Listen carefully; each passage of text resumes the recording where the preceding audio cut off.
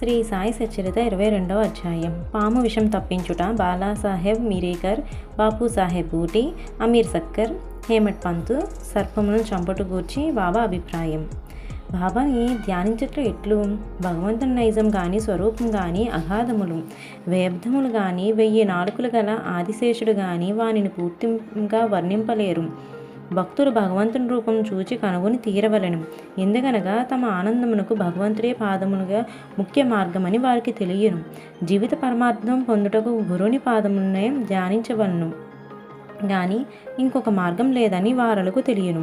హేమట్ పంతు ఒక సులభమైన మార్గమును ఉపదేశ రూపంగా చెప్పుచున్నాడు. అది ధ్యానముకు భక్తికి కూడా అనుకూలించును. నెలలో కృష్ణపక్షమును రాను రాను వెన్నెల క్రమంగా క్షీణించును. తుదకు అమావాస్య నాడు చంద్రుడు కానరాడు, వెన్నెల కూడా రాదు. శుక్లపక్షం ప్రారంభంగానే ప్రజలు చంద్రుని చూచుటకు ఆతురపడెదరు.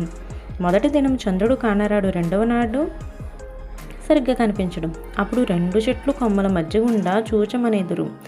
ఆతురతో అనేక ధ్యానముతో ఆ సందు ద్వారా చూచినప్పుడు దూరంగానున్న చంద్రుని ఆకారం ఒక గీత వలె కనిపించును.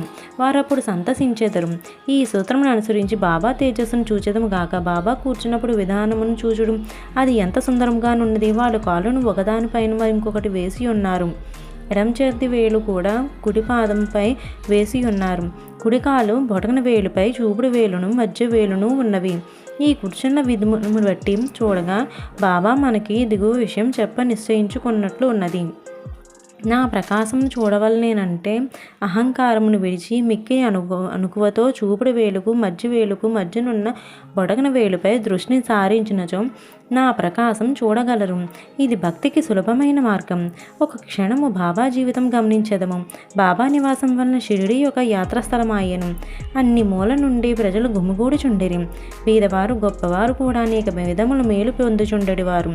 బాబా యొక్క అనంత ప్రేమను, ఆశ్చర్యకరమైన సహజమైన వారి జ్ఞానమును, వారి సర్వంతర్యామిత్వమును వర్ణించగలవారెవరు? వీనిలో నేదైనా ఒక దానిని కానీ ఉన్నదానిని కానీ అనుభవించువారెవరు ధన్యులు. ఒక్కొక్కప్పుడు బాబా దీర్ఘమౌనము పాటించువారు. అది వారి యొక్క బ్రహ్మబోధము. ఇంకొకప్పుడు చైతన్య ఘనులుగా నుండువారు. ఆనందమునకు అవతారముగా భక్తులచే పరివేష్టితులై ఉండేటివారు. ఒక్కొక్కప్పుడు వారి నీతిని బోధించుచు కథలను చెప్పేవారు. ఇంకొకప్పుడు హాస్యం తమాషా చేటులో మునిగిడివారు. ఒక్కొక్కప్పుడు సూటిగా మాట్లాడేవారు. ఒక్కొక్కప్పుడు కోపోద్రిక్తుడే అని తోచువారు. ఒక్కొక్కప్పుడు తమ బోధన క్లుప్తంగా చెప్పుచుండేవారు. ఒక్కొక్కప్పుడు దీర్ఘ విధానంలోనికి దించెడివారు. అనేక సార్లు ఉన్నదొన్నట్లు మాట్లాడేవారు. ఈ ప్రకారంగా సందర్భానవసరములను బట్టి వారి ప్రబోధములను అనేక విధములుగా అనేక మందికి కలుగుచుండేది. వారి జీవితం అగోచరమైనది. అది మన మేధాశక్తికి భాషకు అందుబాటులో నుండేది కాదు. వారి ముఖారవిందమును చూచుట యందు ఆసక్తి కానీ, వారితో సంభాషించుట యందు కానీ, వారి లీలను వినుట యందు కానీ తనివి తీరడేది కాదు. అయినప్పటికీ సంతోషంతో నుప్పొంగుచుండెడివారము. వర్షబిందువులను లెక్కించగలము, తోలు సంచిలో కానీ మూయగలము. కానీ బాబా లీలను లెక్కించలేము. వానిలోనొక దాన్ని గూర్చి చెప్పేదము. భక్తుల ఆపదను కనుగొని భక్తున్న వాని బారి నుండి సకాలమున బాబా ఎట్లు తప్పించుచుండెనో ఇచ్చట చెప్పేదను. బాలాసాహెబ్ మిరీకర్. సర్దార్ కాకాసాహెబ్ మిరీకర్ కొడుకు బాలాసాహెబ్ మిరీకర్ కోపంగాంకు మామల్తాదారుగా ఉండెను. అతడు ఒకనాడు చితలి గ్రామ పర్యటనకు పోచుండెను. మార్గ మధ్యను బాబాను చూచుటకే షిరిడీకి వచ్చాను. మసీదుకు పోయి బాబాను నమస్కరించాను. బాబా అతని యోగక్షేమాలను అడిగి జాగ్రత్తగా ఉండవలనని హెచ్చరిక చేయించు ఇట్లా అడిగాను. నీకు మన ద్వారకామాయి తెలియనా? బాలాసాహెబ్కు ఆ ప్రశ్న బోధపడకపోవటచే ఊరుకుండెను. నీవిప్పుడు కూర్చున్నదే ద్వారకామాయి. ఎవరైతే ఆమె ఒడిలో కూర్చున్నదో వారిని ఆమె కష్టం నుండి యాతుల నుండి తప్పించును. ఈ మసీదు తల్లి చాలా హృదయరాలు. ఆమె నిరాడంబరం భక్తులకు తల్లి. వారిని ఆపదల నుండి తప్పించును. ఆమె ఒడిని ఆశ్రయించిన వారి కష్టములన్నీ సమసిపోయాను. ఎవరామె నీడను ఆశ్రయించదరో వారికి ఆనందం కలిగను అనెను. పిమ్మట బాలాసాహెబ్కు ఊదీ ప్రసాదమిచ్చి వాని శిరస్సుపై చెయ్యి వేశాను. బాలాసాహెబ్ పోచుండగా బాబా, నీకు ఆ పొడవాటి వ్యక్తి తెలియనా? అదే సర్పము అనెను. బాబా తమ ఎడమ చేతి మూసి దానిని కుడి చేతి వద్దకు తెచ్చి పాము పడగవలే నుంచి అతడు మిక్కిలి భయంకరమైన వాడు. కానీ ద్వారకామాయి బిడ్డలను అతడేమి చెయ్యగలడు? ద్వారకామాయి కాపాడుచుండగా పాము ఏమి చేయగలదు అనెను. అక్కడున్న వారందరూ దీని భావమును తెలుసుకొనుటకు దానికి మిరీకరగలుగు సంబంధమును తెలుసుకొనుటకు కుతూహలపడుచుండిరి. కానీ బాబా నీ విషయమే అడుగుటకు ధైర్యం లేకుండెను. బాలాసాహెబ్ బాబాకు నమస్కరించి మసీదుని విడిచి శ్యామతో వెళ్ళాను. బాబా శ్యామను పిలిచి బాలాసాహెబ్తో చెదలి వెళ్ళి ఆనందించమనను. బాబా ఆజ్ఞానుసారం తాను కూడా వెంట వచ్చేదనని శ్యామ బాలాసాహెబ్తో చెప్పాను. అసౌకర్యంగా నుండును కాన వద్దని బాలాసాహెబ్ శ్యామతో చెప్పాను. శ్యామ బాబాకి సంగతి తెలిపాను. బాబా ఇట్లాను, సరే వెళ్ళవద్దు, వాని మంచి మనము కోరితిమి, ఏది నుదుట వ్రాసి ఉన్నదో అదే జరుగుక తప్పదు. ఈ లోపల బాలాసాహెబ్ తిరిగి ఆలోచించి శ్యామను తమ వెంట రమ్మనను. శ్యామ బాబా వద్దకు ఎగి సెలవు పుచ్చుకుని బాలాసాహెబ్తో టాంగాలో బయలుదేరాను. వారు రాత్రి 9 గంటలకు చితలి చేరి ఆంజనేయాలయంలో బస చేసిరి. కచేరీలో పనిచేయ వారెవరూ రాలేదు. కావున నెమ్మదిగా ఒక మూల కూర్చుని మాట్లాడుచుండిరి. చాపపైన కూర్చుని బాలాసాహెబ్ వార్తాపత్రిక చదువుచుండెను. అతడు ధరించిన అంగవస్త్రంపై కదులుచుండెను. ఒక సర్పం ఉండెను. దాన్ని ఎవరూ చూడలేదు. అది బొసకొట్టుచు కదులుచుండెను. ఆ ధ్వనిని ఒకరు వినెను. అతడు ఒక లాంతను తెచ్చి సర్పమును చూచి పాము పామని అరిచాను. బాలాసాహెబ్ భయపడాను, వణుకుటకు ప్రారంభించను. శ్యామ కూడా ఆశ్చర్యపడాను. అందరూ మెల్లగా కట్టెను తీసిరి. బాలాసాహెబ్ నడుము నుంచి పాము దిగుటకు ప్రారంభించిన. దాన్ని కొట్టి చంపివేసిరి. ఈ ప్రకారంగా బాబాను ముందుగా హెచ్చరించి బాలాసాహెబ్ను హాని నుండి తప్పించిరి. బాబా యందు బాలాసాహెబ్ గల ప్రేమ దృఢమయ్యాను. బాపూసాహెబ్ బూటి నానా డెంగలే అని గొప్ప జ్యోతిష్కుడు బాపూసాహెబ్ బూటి షిరిడీలో నుండినప్పుడు ఒకనాటి ఇట్లనను, ఈ దినం నీకు అశుభము, నీకే దినము ప్రాణగండం ఉన్నది. ఇది బాపూసాహెబ్ను ఆందోళనకు గురి చేశాను. ఆయన యథాప్రకారం మసీదుకు బాపూసాహెబ్తో ఇట్లా నేను ఈ నాన్న ఏమనుచున్నాడు, నీకు మరణం ఉన్నదని చెప్పుచున్నాడు కదా, సరే నీవు ఏమీ భయపడక్కర్లేదు, రుచు ఎట్లు చంపునో చూచెదము కాక అని వాణ్ణి ధైర్యంతో జవాబిము. ఆనాటి సాయంకాలం బాపూసాహెబ్ బూటి మరుగుదొడ్డికి పోయాను. అక్కడ ఒక పామును చూచాను. అతని నౌకరు దాన్ని చూచాను. ఒక రాయి నెత్తి కొట్టబోయాను. బాపూసాహెబ్ పెద్ద కర్రను తీసుకుని రమ్మాను. నౌకరు కర్రను తీసుకుని వచ్చినంతలో పాము కదిలిపోయి అదృశ్యమయ్యాను. ధైర్యంతో నుండమని ఆడిన బాబా పలుకులు బాపూసాహెబ్కు జ్ఞప్తికి తెచ్చుకుని సంతోషించాను. అమీర్ సక్కర్ కోంపర్గావ్ తాలూకాలో కొరాలే గ్రామవాసిని అమీర్ సక్కర్. అతడు కసాయి కులములకు చెందినవాడు. అతడు బాంద్రాలో కమిషన్ వ్యాపారిగా పనిచేశాను.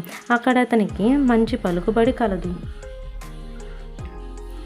అతడు కీలవాతంతో బాధపడుతుంటే భగవంతుడు జ్ఞప్తికి తెచ్చుకుని వ్యాపారం విడిచిపెట్టి షిరిడీ చేరి బాధ నుండి తప్పించమని బాబాను వేడాను. చావడిలో కూర్చోమని బాబా అతన్ని ఆజ్ఞాపించాను. అటువంటి రోగికి ఆ స్థలం సరైనది కాదు. అది ఎల్లప్పుడూ తేమగా నుండును. గ్రామంలో ఇంకేదైనా స్థలం బాగుండేది. కానీ బాబా పలుకులే తగిన ఔషధం.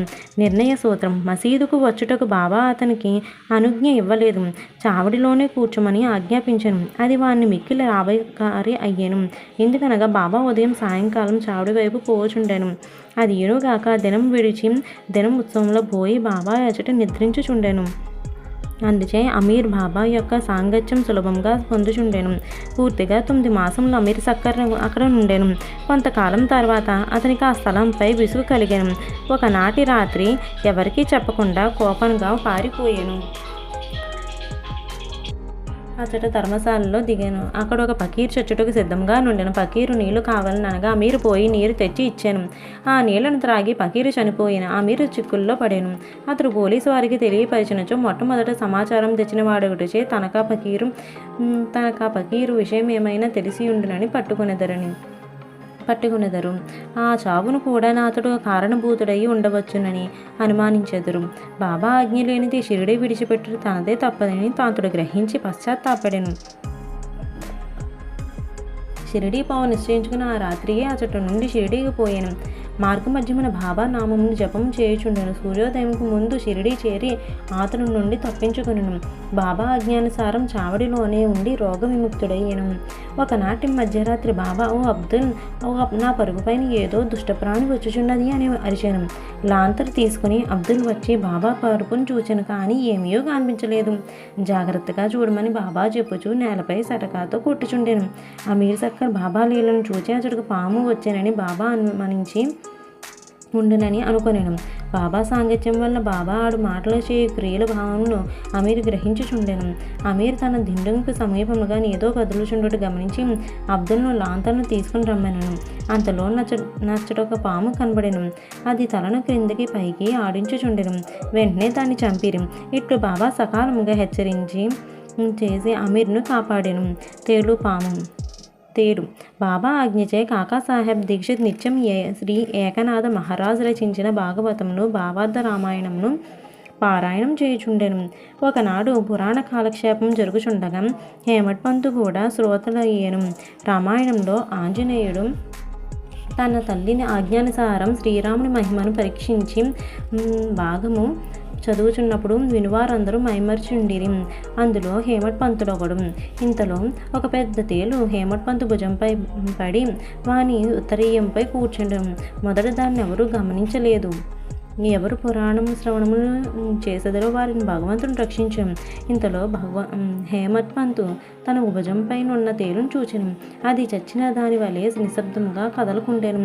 అది కూడా పురాణం వినుచున్నట్టు కనిపించెను. భగవంతుని కటాక్షం స్మరించి పురాణ శ్రవణంలోనున్న నితరులను భంగం కలుగు చేయకుండా ఉత్తరీయంను 2 చివరలను పట్టుకొని దానిలో తేలియాడుచున్నట్లు చేసి బయటకు వచ్చి ఆ తేలును తోటలో పారవేయించెను. పాము ఇంకొకప్పుడు సాయంకాలం కాకాసాహెబ్ మేడమే నుంచి కొందరు కూర్చుని ఉండిరి. ఒక సర్పం కిటికీలో ఉన్న చిన్న రంధ్రం ద్వారా దూరి చుట్టుకొని కూర్చునను. దీపమును తెచ్చిరి. మొదట అది వెలుతురునకు తడబడెను. అయినప్పటికీ అది నెమ్మదిగా కూర్చునను. తల మాత్రం కిందకు మీదకు నాడించుచుండెను. అనేక మంది బడితలు కర్రలు తీసుకొని వేగముగా వచ్చిరి. అది ఎటూ కాని స్థలంలో నుండిచి దాన్ని చంపలేకుండిరి. మనుషుల శబ్దమును విని ఆ సర్పం వచ్చిన దాంధ్రంలోకి గబగబా దూరెను. అందరూ ఆపద నుండి తప్పించుకునిరి. బాబా అభిప్రాయం: ముక్తారాం అను ఒక భక్తుడు పాము తప్పించుకుని పోవటచే మంచియే జరిగినది. హేమట్ పంత్ అందుకు ఒప్పుకొనలేదు. అది సరి అయిన ఆలోచన కాదనెను. పాములు చంపుటం మంచిదనెను. ఇద్దరికీ గొప్ప వాదన జరిగాను. ముక్తారాం సర్పమును మొదట క్రూర జంతువులను చంపవనవసరం లేదనెను. హేమట్ పంత్ వాణ్ణి తప్పక చంపవలెను అనెను. రాత్రి సమీపించను. చర్చ సమాప్తి కాకుండెను. ఆ మరుసటి దినం మా ప్రశ్నను బాబాను అడిగిరి. బాబా ఇట్లు జవాబిచ్చను: భగవంతుడు సకల జీవులు యందు నివసించి ఉన్నాడు. అవి సర్పములైనా గాని తేలు కాని ఉండు. ఈ ప్రపంచం నడిపించు సూత్రధారి భగవంతుడు. సకల జంతుకోటి పాములు తేళ్లతో సకల ప్రాణులు ఆజ్ఞను శిరసావహించును. వారి ఆజ్ఞ ఏదైనా గాని ఎవరు ఎవరిని ఏమీ చేయలేరు. ప్రపంచమంతయు వానిపై ఆధారపడి ఉన్నది. ఎవ్వరూ స్వతంత్రులు కాదు. కాబట్టి మనం కనికరించి అన్ని జీవుని ప్రేమించవలను. అనవసరంగా కలహములందు చంపుటి యందు పాల్గొనక ఓపికతో నుండవలను. అందరినీ రక్షించేవాడు దైవమే. శ్రీ సాయినాథాయ నమః. 22వ అధ్యాయం సంపూర్ణం. 3వ రోజు పారాయణం సమాప్తం.